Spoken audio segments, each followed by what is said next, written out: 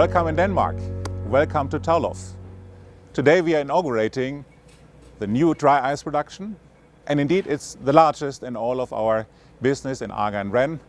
Very exciting. So Torben, what's new? What's the benefit of this new plant here? We have increased the production capacity. We have increased the capacity to the production. We can do more at lesser time. We have do a lot for improving the working environment and a lot of other things. So Lars, what are the most impressive facts here on this new plant? This is a fully automated production. We have now the robot and we can produce pellet blocks and bags, and we have also invested in this new slicer.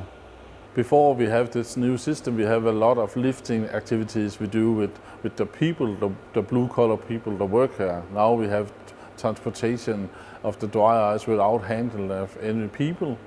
We have tried to do a lot with the ventilation so there's not a higher level of CO2 in the area and a lot of different things. So now we are able to use both men and women in the production area. Food quality and safety is essential for our production of dry ice here. So could you tell us more about how we ensure that? We have a lot of questions about the food quality here. So we have a lot of tests. We do internal tests about the boxes inside and outside. All the equipment we use, we wash it and do a lot of tests with external company of the water and everything we use here. So we really try to fulfill all the demands we have both from customer and from the authorities in the area. Environment is so important. So what's special about our plant here? We have invested in this recovery plant and we reuse 75% of the exhaust gas from the dry ice production. It's here where a plan hits reality.